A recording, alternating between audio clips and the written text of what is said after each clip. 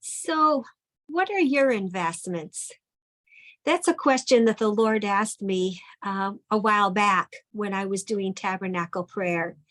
When I do tabernacle prayer, I've been so challenged, so refined. There's so much that has been plucked out of me. There still has a heck of a lot more that needs to be plucked out of me. But I had to be confronted with so much of my weakness, so much of my sin, but also it was a time of glory. It was a time of the Lord bringing me into a deeper and a more intimate place with Him, a greater degree of intimacy, and even a greater degree of visions. It's incredible some of the things that the Lord shared with me. He was sharing with me His secrets. But here I was in the outer court, and I was praying at this altar of sacrifice. And I heard the Lord ask me, "What are your investments?" Now, this was a couple of years ago, and it was a time when I was I was pretty scared. I was in a very nervous place. I knew the Lord was telling me I needed to leave my job.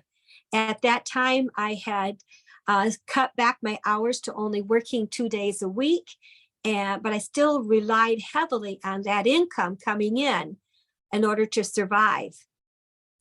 And I know that I had no pension. I had very, very few investments and hardly a savings account to speak of. Yet I heard the Lord ask me, "What are your investments?" And that was really, really frightening with me. And the Lord led me to Luke chapter 12, and I'm going to read verses 6 and 7, and then 22 through 24. And starting at verse 6, it says, "Aren't five sparrows being sold for 2 pennies? Yet not one of them is forgotten before God. Indeed, even the very hairs of your head are all numbered.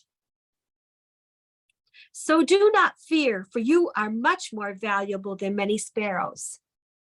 And then starting at verse 22, "Then Yeshua said to his disciples, 'So I say to you, do not worry about life, what you will eat, nor about the body, what you will wear. For life is more than food, and the body is more than clothing. Consider the ravens. They do not sow or reap. They have no storeroom. They have no barn, yet God feeds them. How much more valuable are you than the birds?'" Here it is 3 years later since the Lord first asked me that question. And financially, the situation has not changed too much. I ended up leaving my part-time job.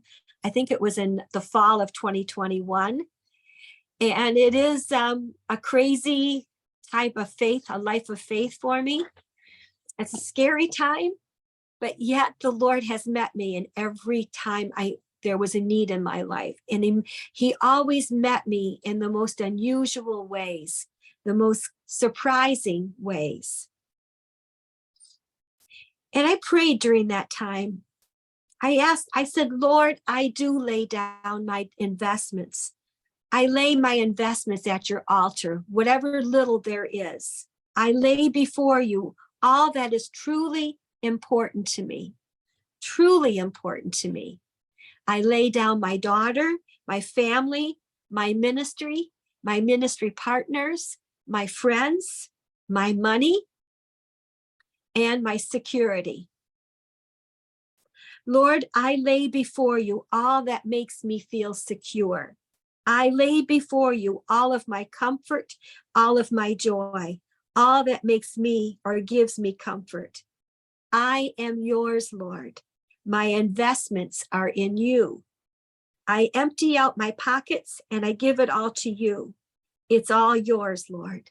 I am yours." Before I turned 65, that's when I started working part-time, was when I was 62. And there was I think a year or two, that I didn't qualify for for Medicare health insurance, and I was making too much money. I was on the right on the border. I did not qualify for Medicaid, yet I could not afford health insurance. So every day I would pray. I said, Lord, I'm taking out my insurance policy in you. And I've been a healthy person up to that point, and I'm still a pretty healthy person. And nothing happened to me during that year and a half that I had to wait until I qualified for Medicare. And, every time I step out the door, when I go in my car, I say, Lord, I take out my car insurance in you. I take out my homeowner's policy in you, Lord. I trust you, Lord, with all of my investments, all of my worldly possessions, my house, my home, my car, my furniture, everything that's dear to me, my books. As you can see, I'm a book lover. But everything I give to you, Lord, I surrender it to you. My insurance policy is in you, Lord. And, this has been a crazy, exciting, scary journey that I've been on for the last, I don't know how many years, since I've been following the Lord following hard after the Lord. I think it's been about 15, 17 years now, maybe close to 20 years that I followed hard after the Lord. And little by little, the Lord has been prying out of my tightly gripped fingers all of that I considered my security, all that I considered that would be my safety net. And the Lord has been replacing that with his safety net. And it looks so much different than mine. And it's kind of funny. The other day, I heard from one of my former prayer partners, and he remembered something that I taught in one of our classes, is that as I was teaching about trust, and I'm still learning it. We're all on this journey of trust, and I don't have it down all the way yet, but I'm learning. And I was teaching on this, how to learn to trust. And I was telling them how the Lord gave me a vision of the movie from Aladdin. And you know how Aladdin had taken the Princess Jasmine all over the city, and she was bored in the palace, and here she had all the comforts, all the luxury, everything. She had beautiful clothes, she had all the food she could eat, and a protection of a beautiful, beautiful palace. But she was bored, and she knew there was a greater life out there. There was something more that was outside her palace. So when she stepped out of the palace, she met Aladdin, and he took her on this wild and crazy journey. And they ended up being chased by the palace guards, and they ended up in a huge tower somewhere. And they saw the palace guards were coming upstairs to take her away again. And she didn't want to go with them, but she didn't know what to do. Anyway, Aladdin jumped out the window, and she went to the window scared because she thought he was jumping for his death. But instead, he was on a crevice, and he reached back into the window, and he put his hand out to her. And he asked her a question. He said, "Do you trust me?" And through that crazy picture, that crazy, crazy, wild picture, I was seeing Yeshua, Jesus, putting his hand out for me and saying, "Do you trust me?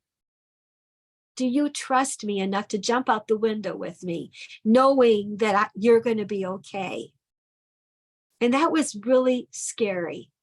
I know this friend of mine happened to be in a movie theater and was watching Aladdin again, and he was reminded of that teaching that I shared with him. And so I ask you, what are your investments? Are you fully, completely invested in God? Have you surrendered every part of your life to God? And like me, you could be on this journey where you're slowly, surely, completely coming to the Lord, constantly coming to the Lord and surrendering more and more of yourself to the Lord. And how the Lord gently unfolds your tightly gripped fingers and says, "Let me care for that person. Let me care for that situation. Let me care for your financial security. You're going to be okay." You're going to be fine. So I challenge you. If you've not been through the tabernacle prayer, if you can come and join us. I teach it online. Also, if you have learned the tabernacle format of prayer, but you've not taken it seriously, I encourage you to go take another look at it. The Lord has some glorious treasures he wants to pour into you. He wants to impart his glory into you in ways that you could never dream or imagine. And there's things that he wants to take out of you that you've hung on to, that you have called your security blanket. And that's not what the Lord has called you to put your trust in. He wants you to learn to trust in him fully and completely. And I know the Lord wants to whisper his secrets to you. He wants to take you on that wild and crazy journey, just as he did with Princess Jasmine. So what are your investments? Ask yourself that question.